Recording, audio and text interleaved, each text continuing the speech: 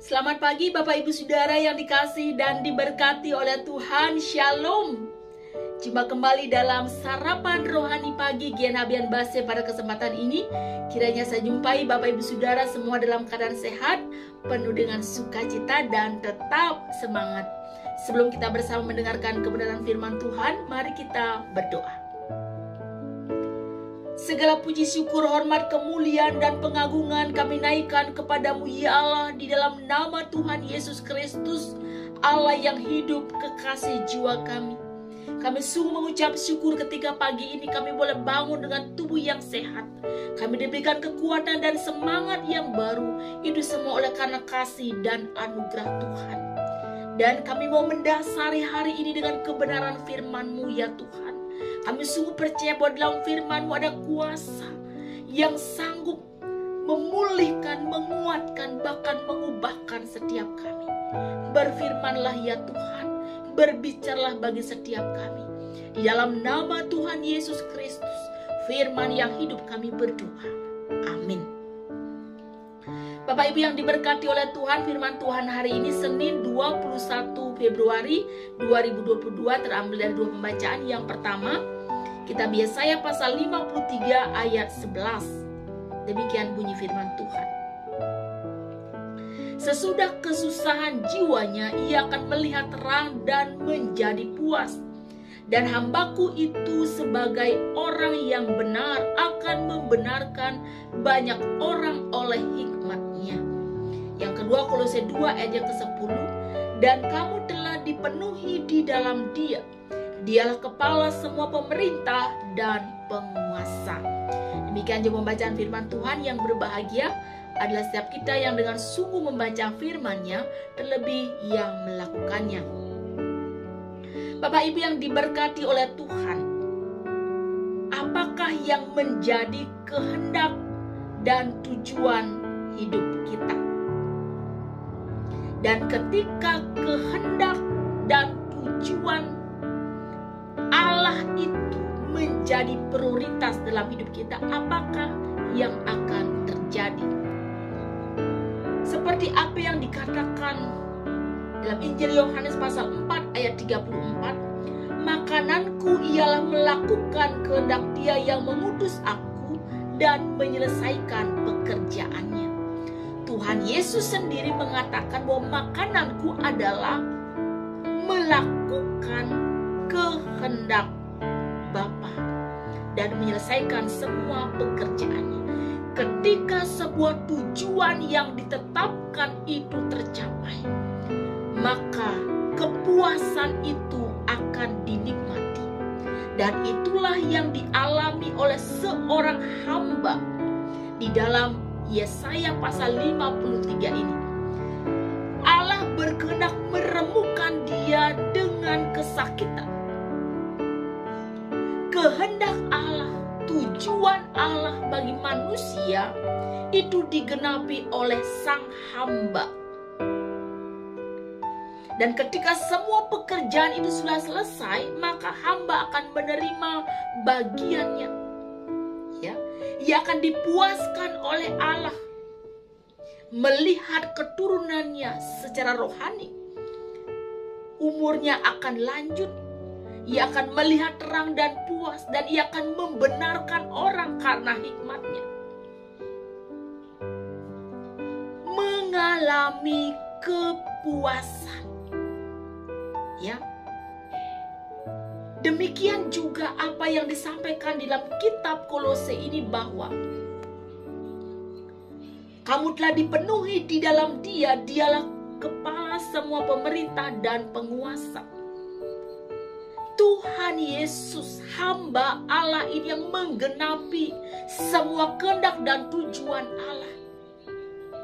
Bahkan kepenuhan Allah ada di dalam Kristus. Sekalipun dalam kitab Kolose ini tempat berjumpanya antara tradisi dan kebudayaan yang melahirkan ajaran-ajaran yang dapat menggoyahkan kepastian iman, bahkan meremehkan ajaran Kristus. Manakah yang lebih tinggi? tradisi, budaya, atau iman Kristen. Dan Rasul Paulus jelas mengatakan bahwa dialah kepala semua pemerintah dan penguasa, karena kepenuhan Allah ada di dalam dia.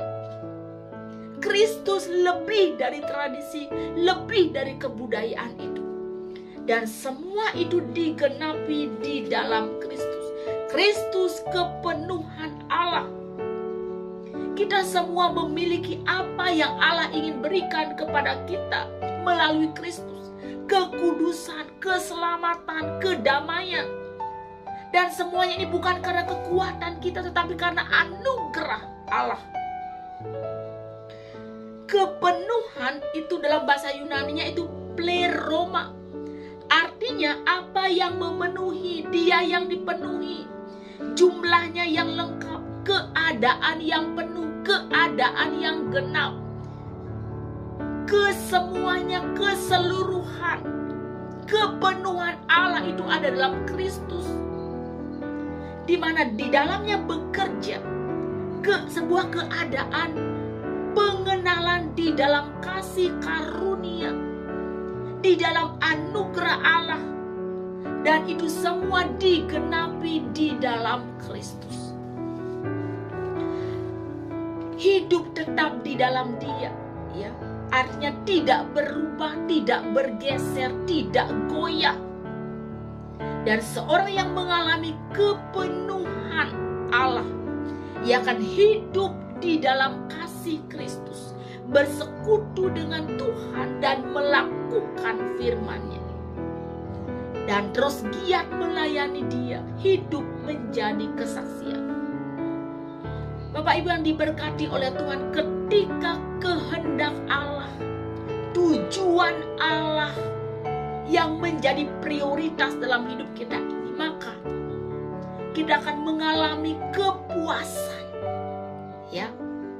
Kita akan dibenarkan, dan semua itu diselesaikan oleh Kristus. Tidak mudah kita menjadi orang benar. Yang mudah itu adalah kita sering membenarkan diri, dan kita tidak mau, tidak ingin menjadi orang yang disalahkan, sehingga kita cenderung menyalahkan orang lain. Bahkan kita ingin cenderung mendapat pujian, itu sebabnya kita membenarkan diri. Itulah egonya kita. Tetapi saudara, hamba Allah, Tuhan Yesus Kristus sudah menyelesaikan semuanya itu. Maka setiap orang percaya akan mengalami kepuasan Allah, kemudian akan mengalami kepenuhan Allah yang memampukan kita untuk hidup kudus, hidup benar, hidup yang berkenan kepadanya. Seperti itu minggu ini. Pada hari ini, jika kamu mendengar suaranya, janganlah keraskan hatimu.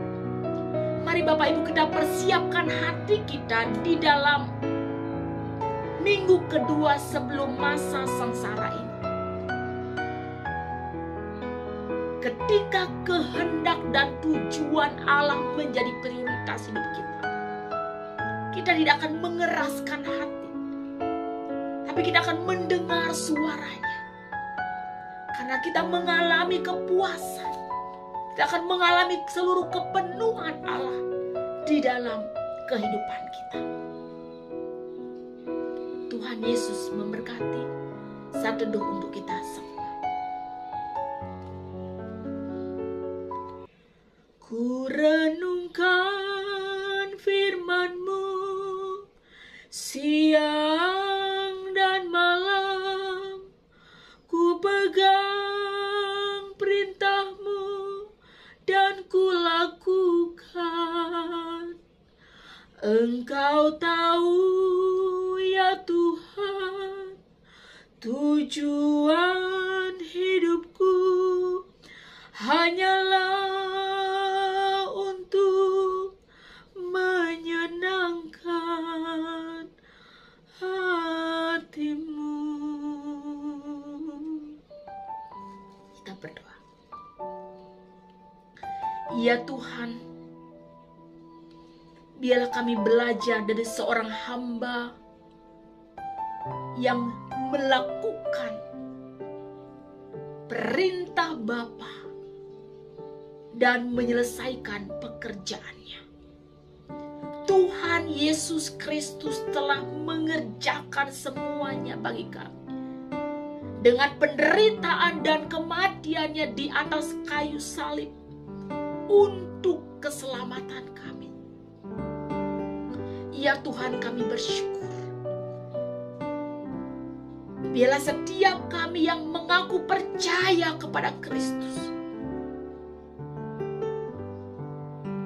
biarlah kehendak dan tujuan Allah yang menjadi prioritas dalam hidup kami. Sama seperti Kristus yang telah menyelesaikan pekerjaan Bapa. Berkatlah seluruh jemaat Tuhan Galang Ninghyang Abian Basi, setiap pribadi, setiap keluarga, setiap rumah tangga, dengan segenap pergumulan yang ada ya Tuhan. Sekiranya ada yang sakit, Tuhan sembuhkan mereka. Sekiranya ada yang sedih, Tuhan hiburkan mereka.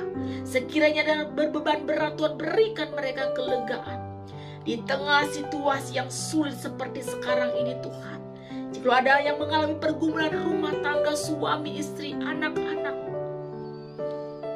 pendidikan, pekerjaan, perkuliahan, pergumulan teman hidup, jodoh, keturunan, pergumulan biaya hidup, masa depan, masa tua, pekerjaan, perekonomian, pergumulan-pergumulan yang berat lainnya ya Tuhan, kami percaya bagi Tuhan tidak ada perkara yang mustahil.